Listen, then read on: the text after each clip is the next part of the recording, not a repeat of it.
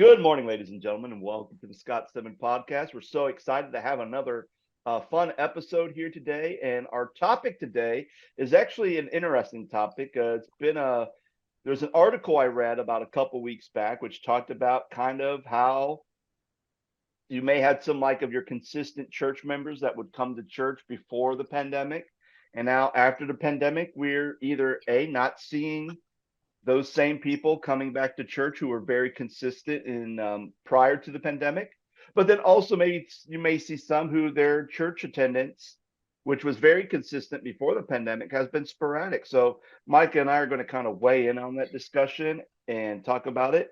But first, Micah, how have you been doing? How was your Easter? It was risen. No, It for was those risen. for those who are listening to the audio version of this, Scott has a T-shirt on right now that says he is risen. Now, if you RIZZ. YouTube right now, I'm just lowering my camera, and that's the shirt I got. I spilled coffee on it, so please excuse that. I feel Look, like I in need. old age, I just spill stuff all over me. Where did you get that shirt? I want one now. I bought it. I saw it on like TikTok, and I'm like, oh, so I clicked the link, and it took me to an Etsy shop. So I actually have the link. I'll send it to you, Micah, in an email, and then that way you can On get my different own. colors. You can get different colors, like a light blue, more pastel colors. Got it. Anyway, um, what was your question? Easter? Easter, how's your Easter?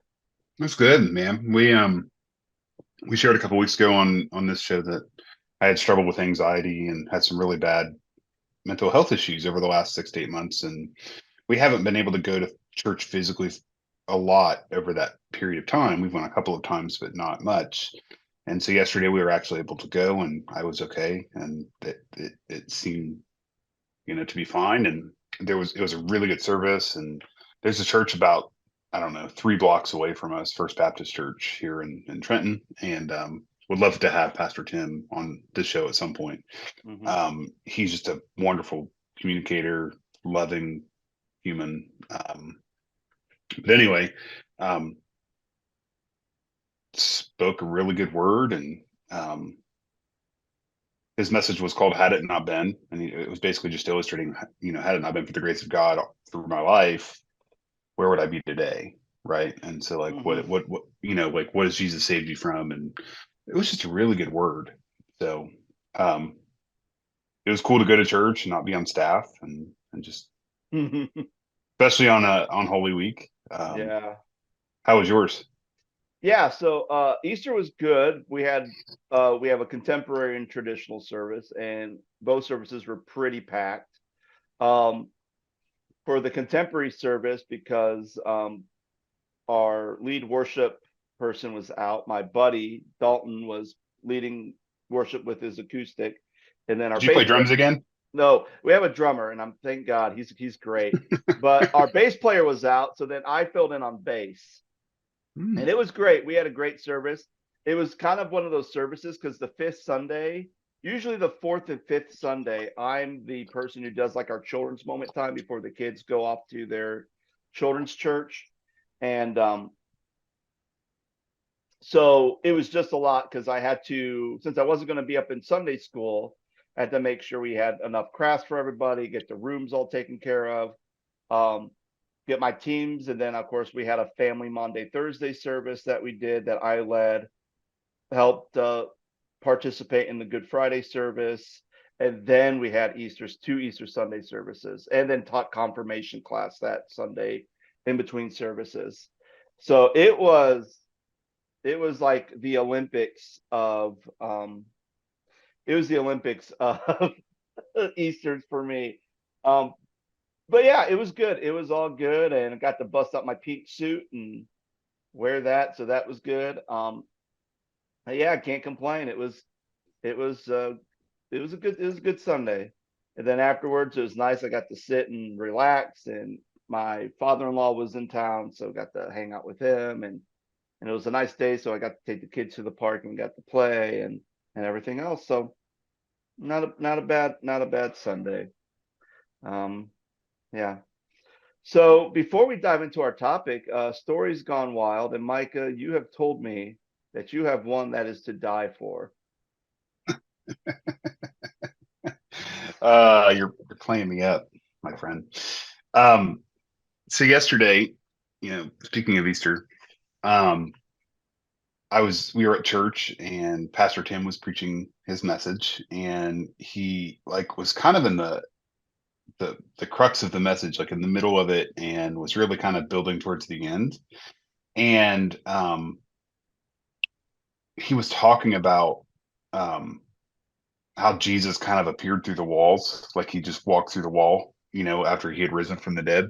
Mhm. And he's like, man, I can't wait to see that. That'd be so cool. And he's like, I would do it right now, but that would be really stupid. And so there was a guy in the audience, and I don't know if he had Tourette's or if he had some sort of learning disability or some sort of health disorder where he was just kind of what is it where you just kind of you're really outspoken, and is that Tourette's? Tourette's can be where you just like shout things real loud. Yeah. Okay. It So can he be a was like, verbal tick or it could be an audible tick. yeah. So and I'm not downplaying this guy's illness or anything, but like so Pastor Tim was like, he's like, man, I'd walk through the wall right now, but that would be kind of stupid. And the guy was like, yeah, as loud as he could.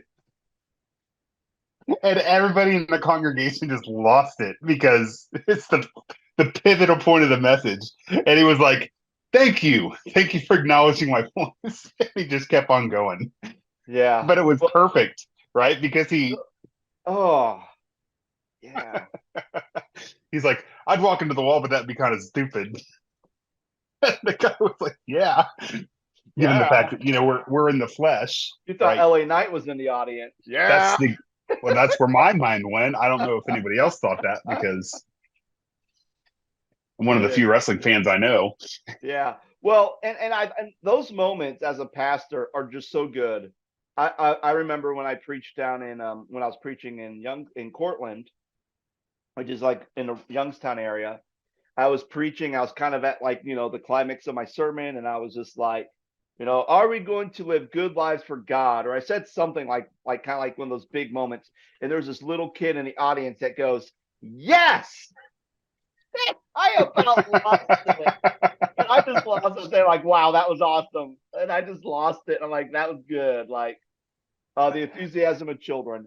Um, Yes. yeah. So when I'm kind of thinking about the topic today, I'm kind of going back. I may have mentioned it before on a previous episode, maybe the last couple of years. But when I think about like the oddest or weirdest Easter experience I had as a pastor, it had to be the Easter of 2020.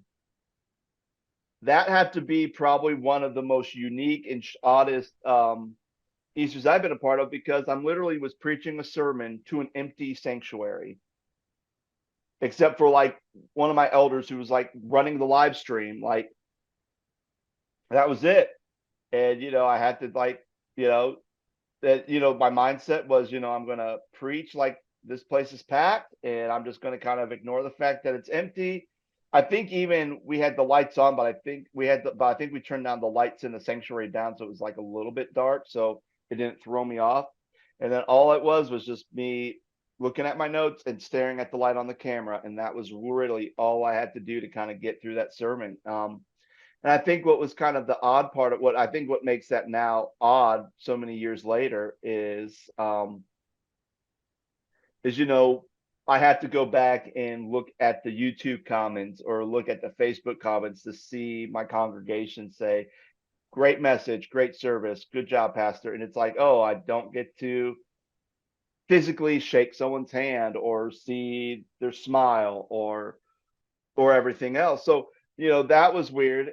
And then the next Easter service was even weirder because it was outside at the park, and we probably had at least over 100 people there, because the church was great as far as getting the word out. Hey, we're having Easter service. This was kind of like when we're kind of hitting that other high hump. So things were kind of maybe shutting down again. And I think the government didn't say you had to shut down, but they're saying, hey, try to not go into indoor places where there's going to be a lot of people, where COVID could spread. or don't go, what do they call them? Super spreader events. Don't go to a super spreader event. So we went out to the park and we had 100 some people, which was great. It was a great service, except that Friday, I sent my resignation to the Board of Elders right before Easter. Good Friday. Good Friday. I just got to a point where I was done. Well, I think And you had shared that before, right? I did share that before. And I mean, it wasn't necessarily, and I think half of it was just I was exhausted, I was tired, I was burned out. But I think the other thing is there was just some stuff going behind the scenes that really was just rubbing me the wrong way. And I just felt like, I put in all this work and I put in all this effort, and all I'm doing is I'm getting shade thrown at me for me trying to do the best I can through a pandemic and trying to lead this church and try to get them through this pandemic. And it's just like constant dealing with stuff. And it's like, I'm done. I'm not going to deal with this anymore. And I think, in hindsight, that probably wasn't the best because everyone was very excited. Easter. And I remember I had one church member tell me, we were so excited for Easter. And then we got your letter, because then I sent letters out to everybody in the church, let them know that I was resigning, because because barely anybody who showed up to church, even when we were open up. And it was like, we're concerned. Some people are concerned with their health in COVID. So that was okay. I'm not throwing shade on that, but people are very excited about the Easter service and they're very excited. And then Monday they get the letter saying that I'm resigning. So it's kind of like I just kind of sucked the wind out of their sails, which in hindsight, I'm like, oh, that was probably not the best way to go. But that's how it was. So it was like, emptiness to, a park that's packed with people for Easter.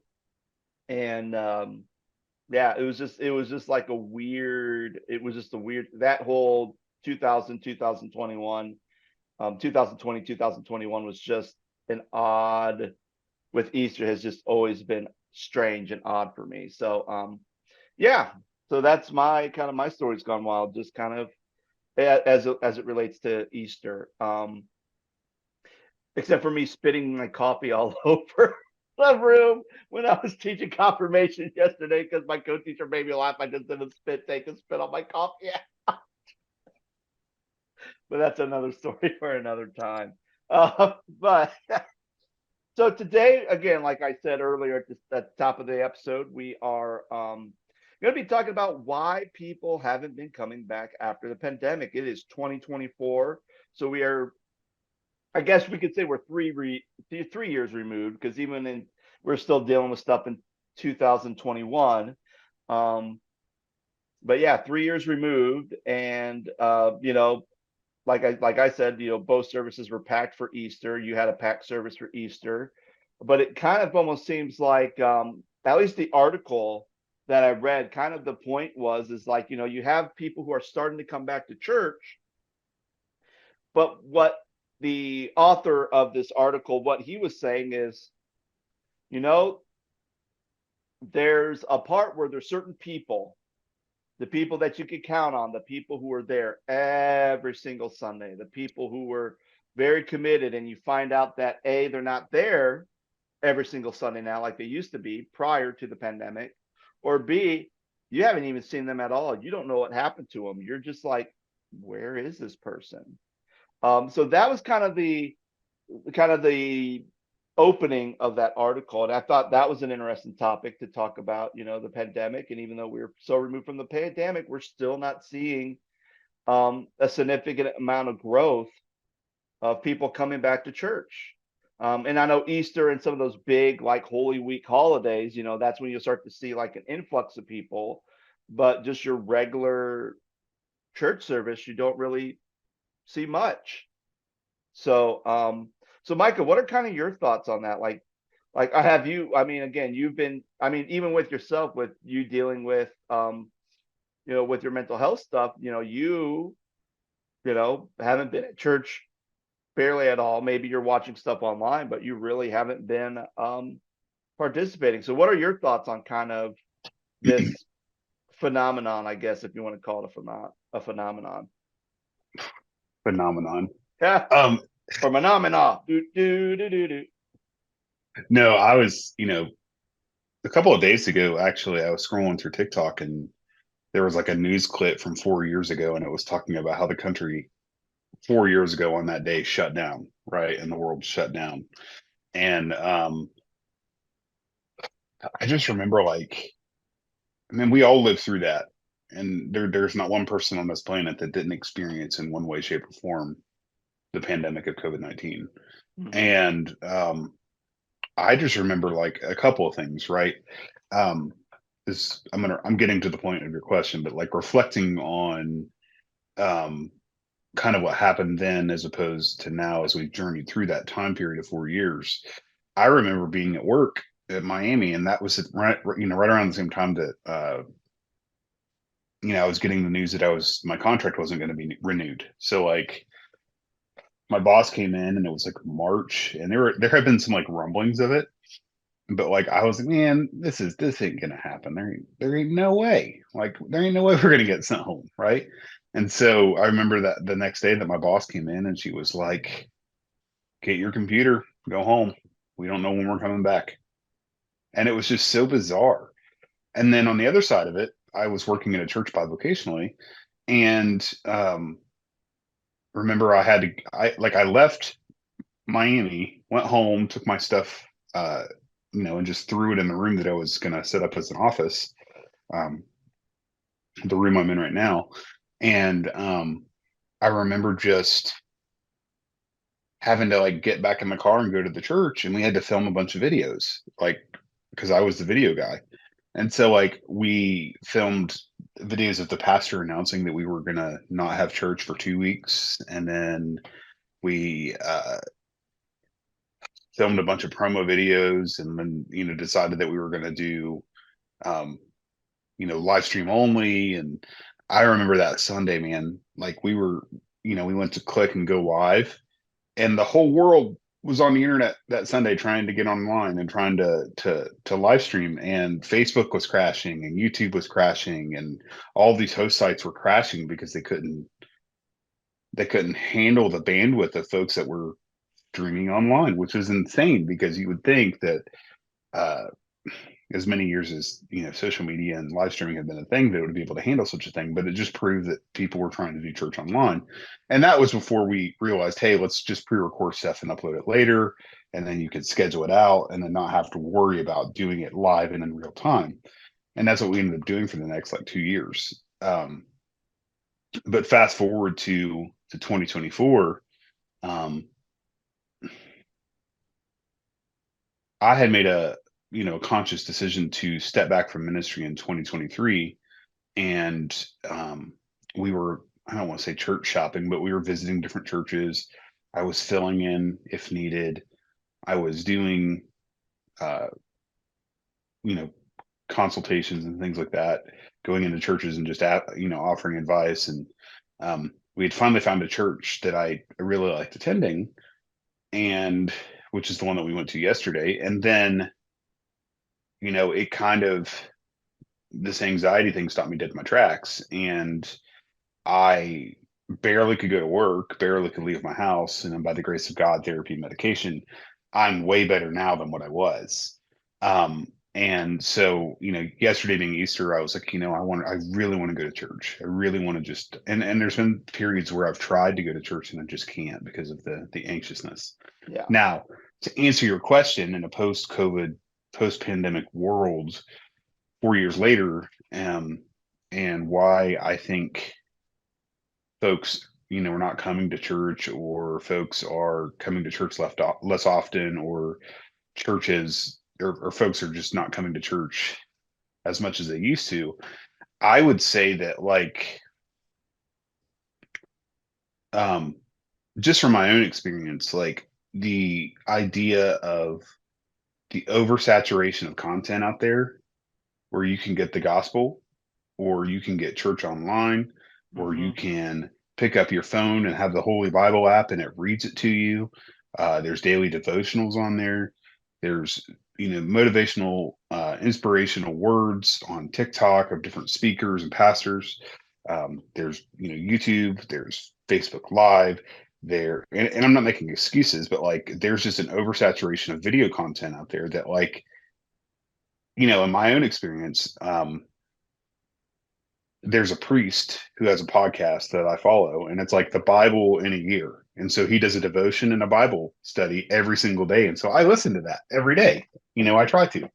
And so it's great. And I'm not saying that you shouldn't be in community, and I'm not saying that you shouldn't be a part of a greater, bigger body, but like I think that's probably the number one reason is that,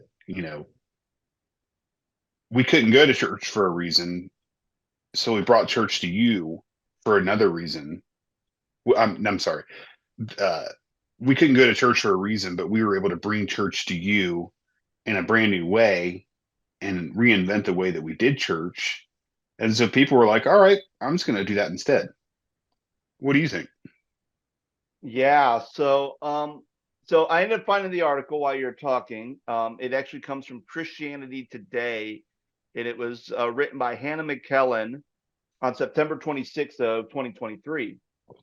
And what's been interesting is they interviewed 1,164 Protestant pastors, followed by 17 focus groups and 9 in-person case studies.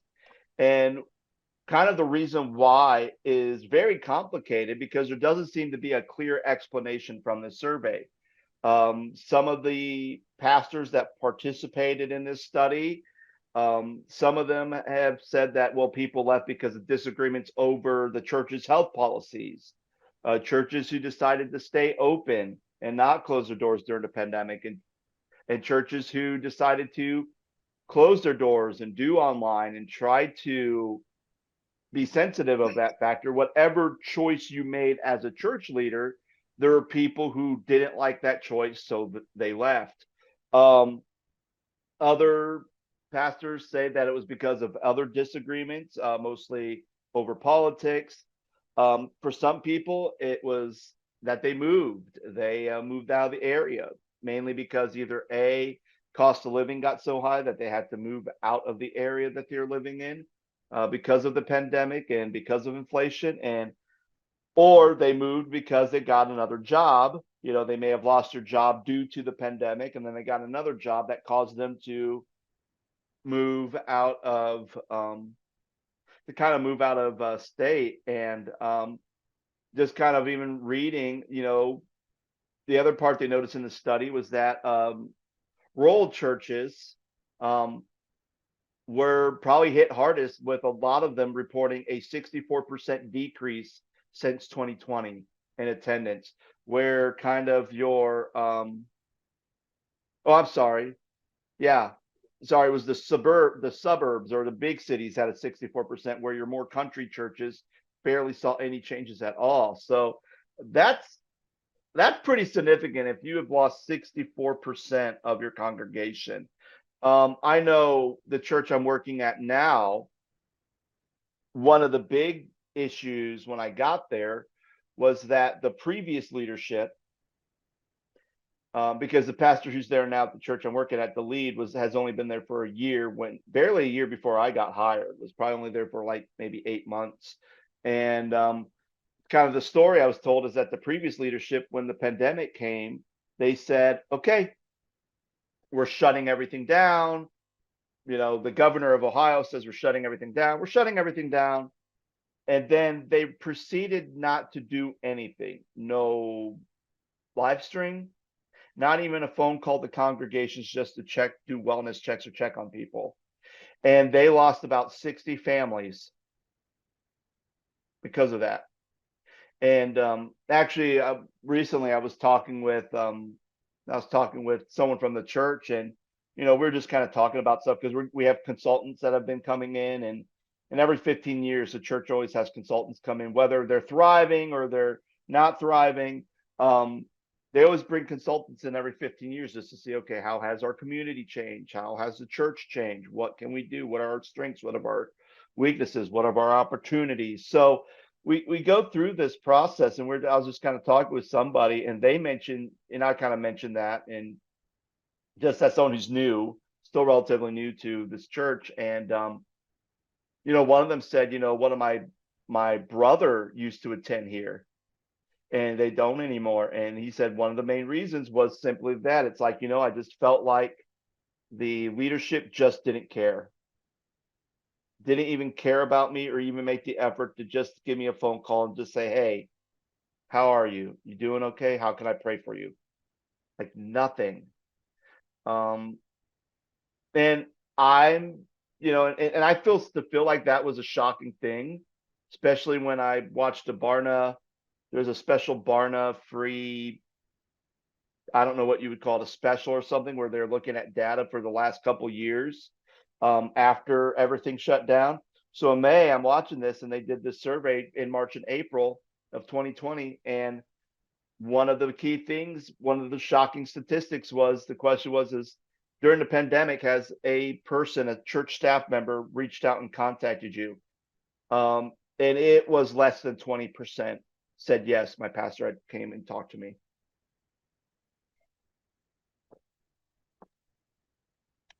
And it is what it is. It's disheartening to hear stuff like that, because as a minister, at least for me as a minister, caring for your congregation is part of your duties. Writing sermons is part of your duties, especially if you're a small church pastor or you're a pastor that has limited staff and you don't have like a pastor of care and encouragement that does all your visitations and stuff. Like if it's on you, you gotta either do the work, or you gotta delegate the work to other people, to your elders, and say, hey, check in on these people. I'll try to check in with everybody, but you kind of here's your group. And that's what I did when I was at my last church. I said, hey, here's the phone book, here's our church guide. You're going to take A through C, you're going to take D through F, and broke it down and said, I'm going to try to contact everybody.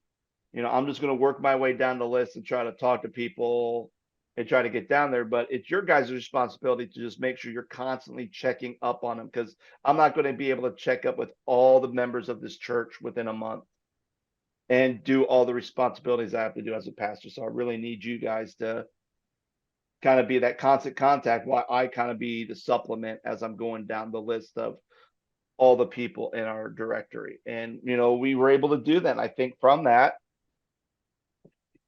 we didn't really have a lot of people who kind of just disappeared or left during the pandemic, because they knew that the elder board and me as a pastor was contacting people through all that. And we were doing that even before Barna came out with their stuff. That was like one of the first things that said, hey, we got to do this. And that's what we did. So yeah, but yeah, I mean, it is discouraging because of that. And I think the idea of how people responded to the pandemic, whether they open up their doors or shut their doors, I mean, it's one of those things where it's really nobody's fault. You know what I mean? It's really nobody's fault that because of whatever decision as a church leader you made, whether to keep your doors open or close your doors during the pandemic, to either say, well, this is what the government says, so I'm going to do what the government says, or says, screw the government. Whatever choice you made, there's going to be somebody who is going to get upset. Which was super weird, because as a staff member, I had to be there every week anyway, because I was filming and producing and doing all that stuff anyway. And so it's like, well, if I can be here, but like, and I understand, like, we couldn't get large groups of people and whatnot. And it's like, it's very muddy, and the whole thing is just really muddy. And like, back to your point about,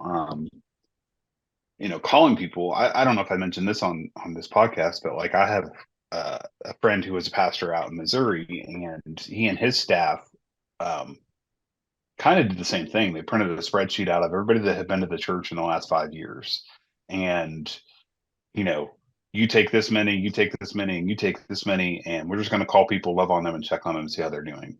And not that this is what that was about, but he said that giving actually went up as a result of people reaching out on his staff to the lay people of the church. And it was like, wow, they give a crap about me because I'm not there. And so, and not, again, not that it's about just the giving piece of it, but like, it's it was encouraging to see that, like, oh, because you care, we're going to continue to care. So I also kind of find it ironic that, like, something as simple as picking up a phone to check on people um, is kind of a lost art form. And during that season of, definitely, the season of uncertainty, like, why wouldn't you pick up the phone and call your congregation, especially if you're in smaller churches? Like, you don't have that many people to call. Like, I mean, you could be a solo pastor at a church, and you could be in office hours, and you could still go to work and be at the church by yourself, and you could just pick up the phone and call people. um Another thing I thought about was the fact that nobody really knew when it was, like, safe to come back to church, right? Mhm. Like, I mean, churches announced that, hey, we're having in-person services again, but, like, the churches were saying, yes, come to church, but the government and the state was like, well, we're still going to be kind of cautious, and we're still going to be kind of leery, and we're still going to make people wear masks, and be you know be it be your sorry um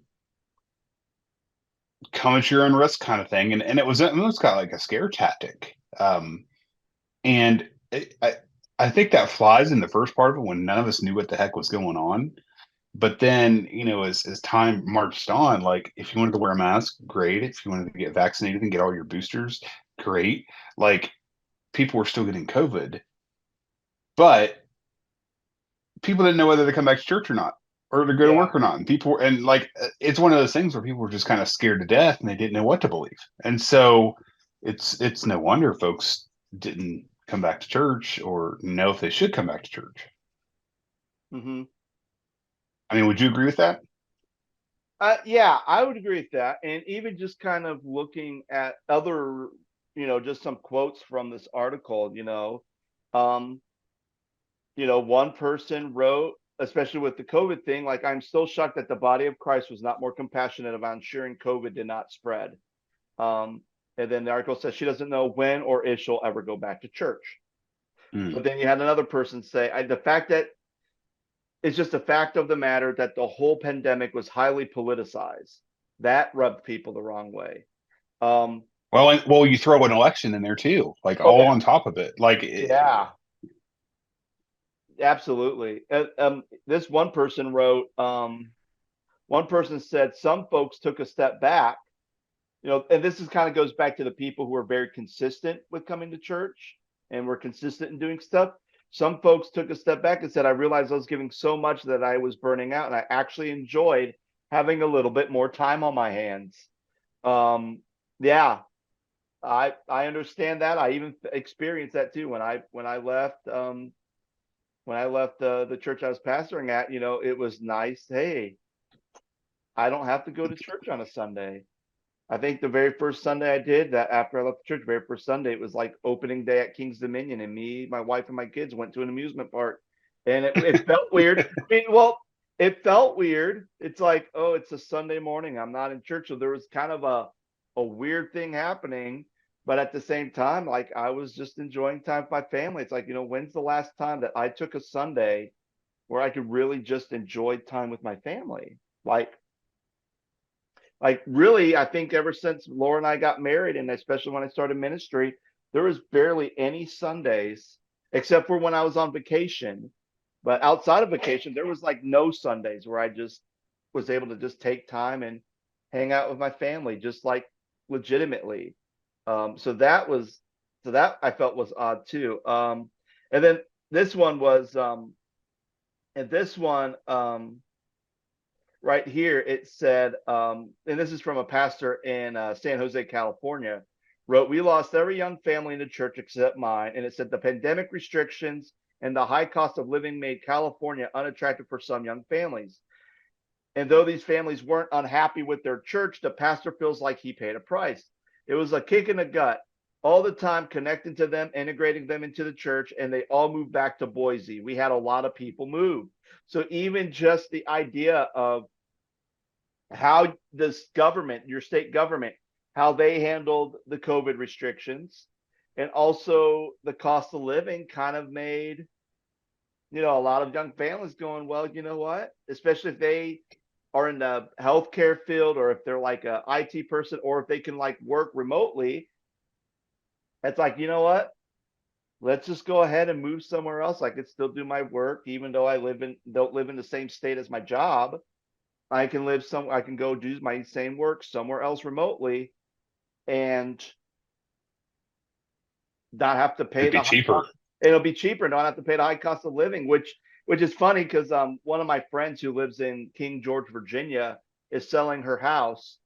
Um, and you look at it, a lot of lands have a wooded area. It's a 5-bedroom, 5-bath house, and it's on the market for about $600,000. But then when I think about the house, the parsonage I'm living at now in Columbus, for a 1.5-bath, 3-bedroom, it's almost the same exact price. But I barely have land, and I definitely don't have a wooded area. So it's stuff like that where you look at like, holy cow, like, someone can get a 5-bedroom, 5-bathroom house, or a 3-bedroom, 1.5-bath house for the same price, just in different locations in different states. Like, that's mind boggling to me. Because sometimes I'll look at houses, I'll see the price on them. I go, I would not pay that much money for that house. Absolutely not. And then there's I'll go, oh, I definitely would pay that much money for the house. If I had the money, I definitely would pay. I think that's a fair price for that house. So it is like, and again, I think that's what makes it so hard about why people haven't come back to church post pandemic, because there is a plethora of reasons, which most of those reasons are really no fault to the church leadership or the pastor.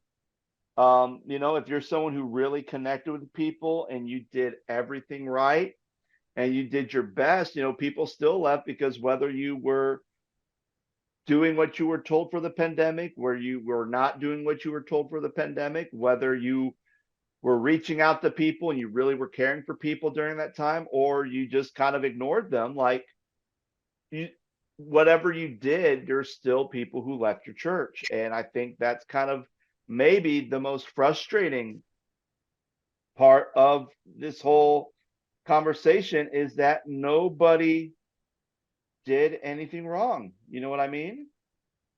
Exactly.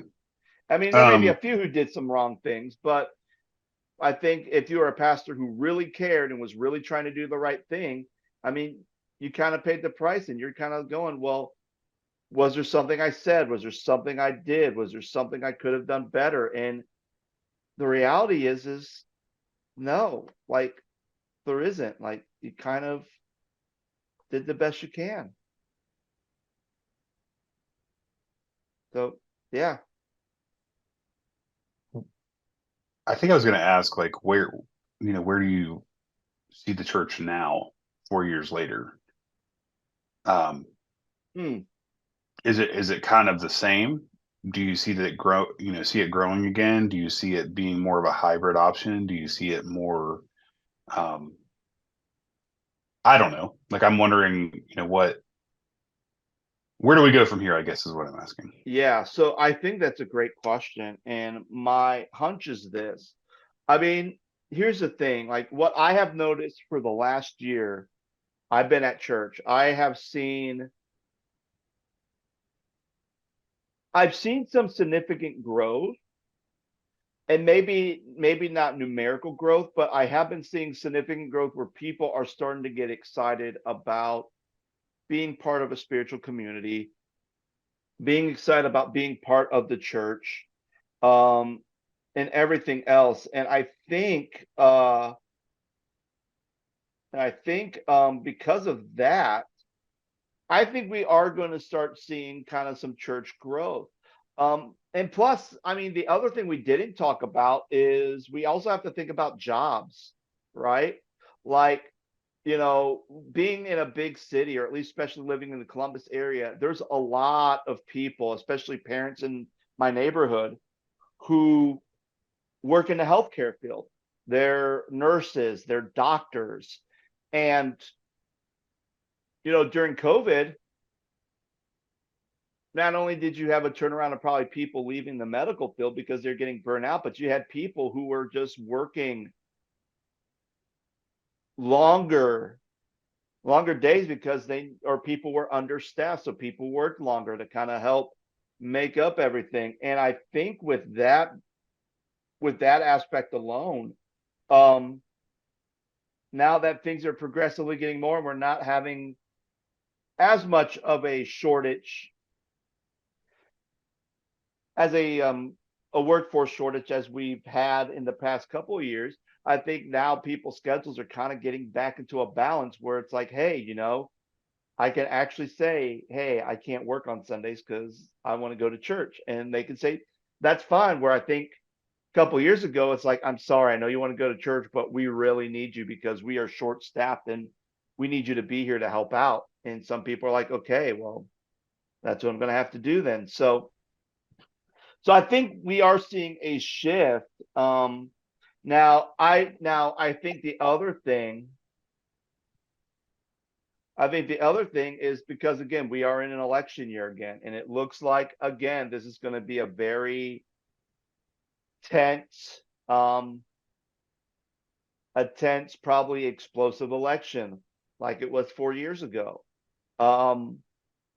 The difference is we're not in the midst of a pandemic anymore. So I think how churches respond to if they respond to political things that are happening in the world is also probably going to have an effect on if you are seeing some church growth, that's going to still continue to grow, or if that's going to continue to be stifled, because I think that was one of the big things that people did not like, was the fact that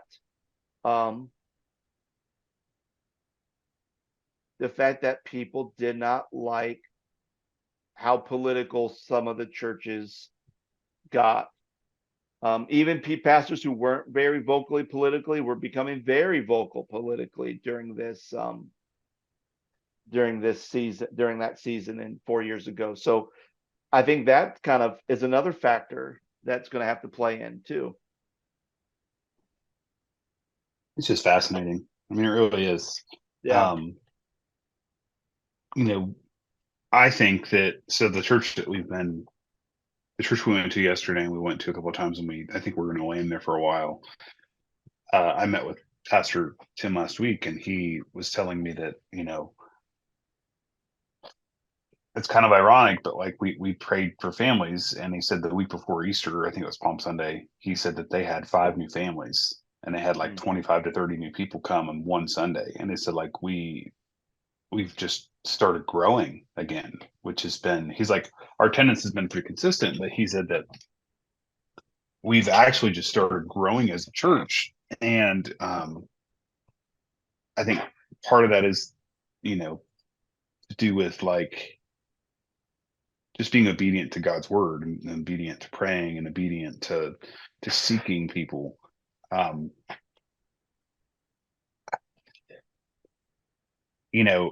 It is easy to throw on a live stream. It is easy to throw on a podcast. It is easy to,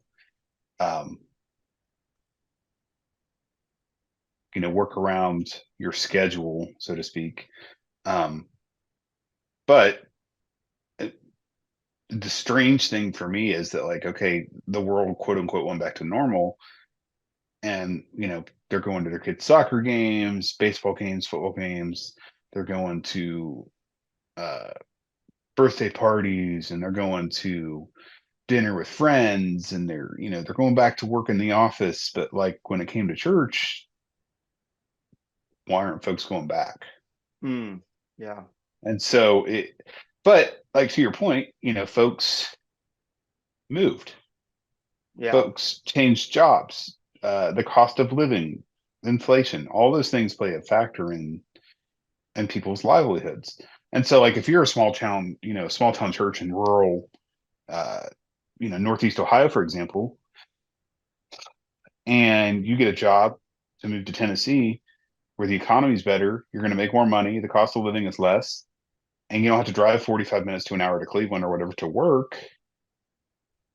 Why wouldn't you? And so if the trend is that where a lot of people did that during pandemic or even now, I'm also a believer that people will, you know, the church will grow in other ways too, right? Whether people have children, whether people have, new people come. Um, I think it's just in a weird cycle. And I think I'm starting to see a lot of churches grow again. Mm-hmm. I've seen churches having to add services because they're growing again. I've seen churches have to plan additional campuses because they're growing again. Not discounting or dismissing the pandemic side of things, but like, I think people finally can breathe again and feel like they're somewhat back to normal and not have to live in fear of their lives. Mm-hmm. I don't know. I see a lot of growth potential moving forward. Yeah. And I would agree with you, Micah. Like, I think we are starting to see a lot of growth, and not only growth as far as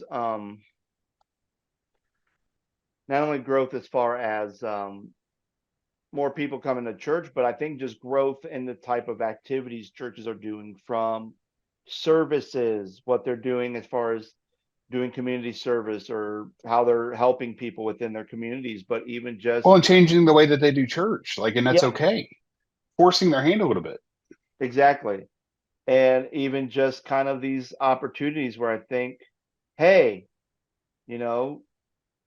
we could do more, or here's how we can improve upon certain things to really, and I think that's the big thing, is I think it's kind of, now that the pandemic's over and saw how we were able to, for most churches, they're able to do new things to try to connect with people in their community for the kingdom of God. Like, and they realize, hey, doing something new, it's okay. It's not that scary. It's okay. So what other new things can we do? So I think it kind of even lit a fire for some churches who were kind of like, well, we can't do anything. We don't know if we can't really do this. We can't do that. We don't have the budget. We don't have the money. We don't have that. But then you realize, okay, well, now we have to make a sacrifice. We have to get a camera. We have to get streaming software. We have to get a computer that can handle all this stuff. And then you do it, and then all of a sudden you realize people are coming to church and they're saying, oh yeah, because we've been watching your live service for the last month or so. And then you realize, oh wow, like, okay, this is working. So what else can we do?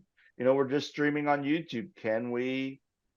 What else can we do to get the stream on different platforms?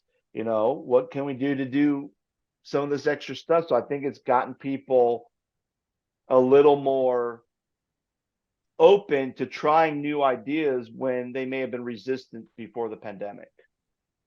Yeah, I would agree. Yeah.